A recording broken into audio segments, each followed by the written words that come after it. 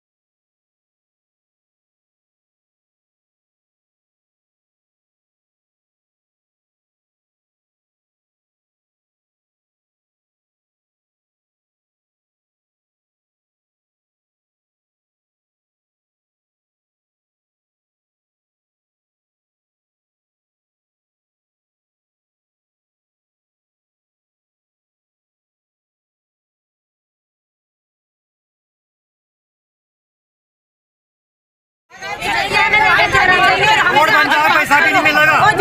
Road बन जाए पैसा भी नहीं मिलेगा। के विधायक है और हमें उनसे मिलना है। जब आप वोट लेने आते हो, जब हाथ जोड़ के मांगते हो, कभी आपने यहाँ आके देखा कि कैसी व्यवस्था है?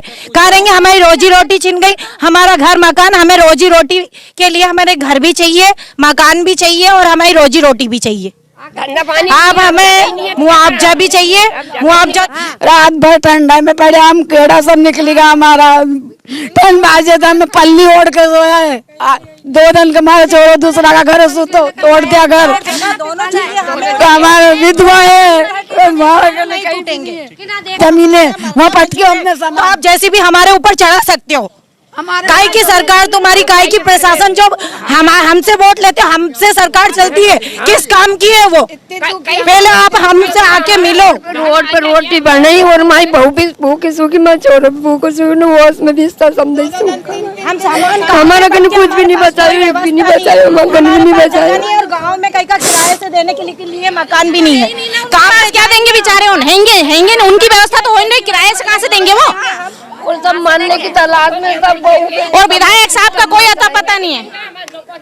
तो मेरे पास कुछ भी नहीं। और कोई भी प्रशासन अगर काम करती है तो पहले नोटिस देती है कि ये खाली करना, इन्हें आके और अतिक्रमण चालू कर दिया। और ये अतिक्रमण नहीं है, ये हमारे बाप दादों की पूछते नहीं जमीन है, पहले की 50 साल पुरानी, 5000 साल पुरानी है।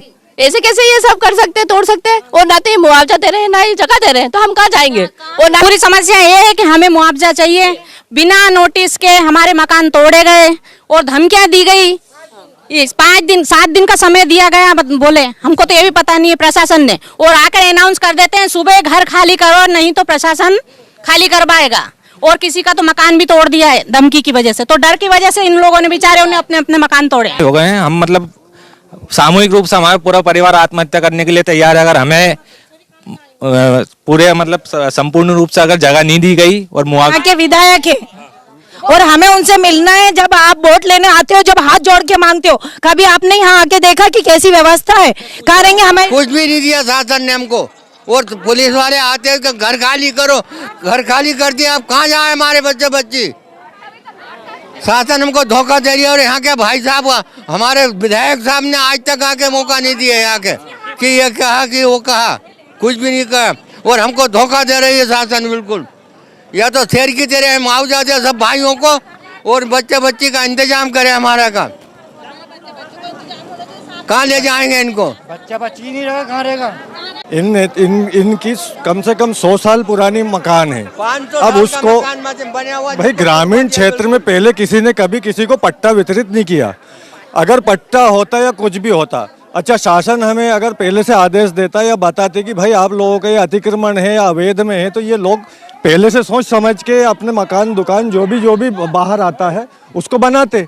मगर पहले ना कोई जानकारी दी गई, ना पहले ये रोड कब से इसमें MPRTDC में पहले PWD के नाम से था। जब से अगर लोगों को ये जानकारी होती तो ये गरीब बेचारे कम से कम अपनी रोजी रोटी की दुकानें है जो भी है वो बाहर तो नहीं रखते। आज स्थिति ये हुई कि आज 52 फीट रोड गांव के अंदर, अच्छा और जगह अन्य जगह अगर होता है, गांव अंदर है या बाहर है, 2-4 मकान टूटते कोई बात नहीं, लेकिन जब सारी बस्ती उजाड़ हो जाती है तो उसके लिए फिर गवर्नमेंट को क्या कर, कुछ ना कुछ तो सोचना पड़ेगा। ये लोग बाहर बैठे हैं आज, इन बेचारों का ये इनके पास न सोने की व्यवस्था है, खाने पीने के लिए कहाँ बना है, खाना कहाँ बना है, आज ये स्थिति है। मगर इनके लिए ना कोई आ रहा है। हम लोगों ने एक जनता के प्रतिनिधि को चुन दिया, गांव में सरपंच को चुन देता जनता की आवाज उठाने के लिए, क्षेत्र में विधायक होता है, मगर आज तक ना विधायक ने खैर खबर ली, ना सरपंच आया, कोई ने ये नहीं पूछा कि भाई तुम लोगों ने ये है तो कहाँ रहोगे क्या। हमारे गांव में मैडम ने बताया, कहने लगा आपके यहाँ 23-24 एकड़ जमीन शासकीय भूमि पड़ी हुई है, तो या तो इन लोगों की वहाँ पे व्यवस्था की जाए, इनको पट्टे दिए जाए, इनके मकान के लिए पैसे दिए जाएं। आज हालत ये इन लोगों के पास तोड़ने के लिए पैसे नहीं है।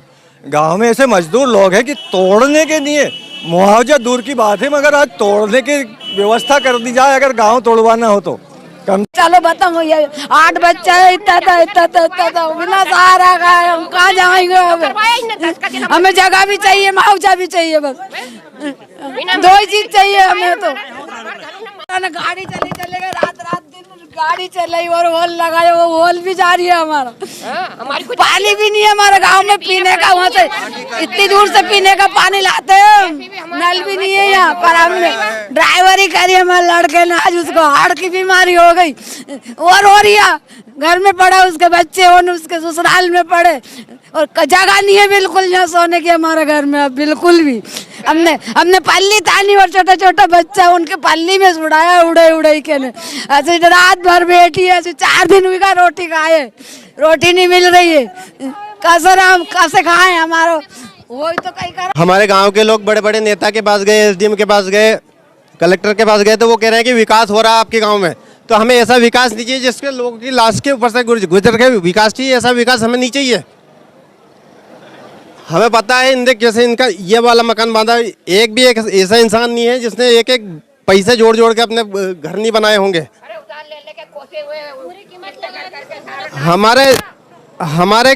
हमारे गांव भरे हम इतने कीचड़ में से निकल लेंगे, लेकिन हमें ये मंजूर नहीं है जो लोगों की लाश पे से हमें गुजरना पड़ेगा। ऐसा विकास नहीं चाहिए हमें। आपको विकास करना तो आपके इधर इधर करे, हमें हमारा घर तो हमारा गांव तो ऐसे ही जैसा था, हम ऐसे जी लेंगे। हम चंदा करके हमारा रोड बना लेंगे, लेकिन अगर आपको निकालना है रोड तो बाहर से निकालो। हम पूरे गांव के चंदा करके हमारा घर वापस ऐसा कर लेंगे। और हमें अगर अब भी हमारे पास मौका है, हम इनको लेके दुर्गा मंदिर के पास टेंट लगा के बिस्तर लगा के वहीं सोएंगे। एक भी मशीन, एक भी PWD का यहाँ कर्मचारी अगर इस गांव से गुजरा तो उसका हर्जाना उसको भुगतना पड़ेगा।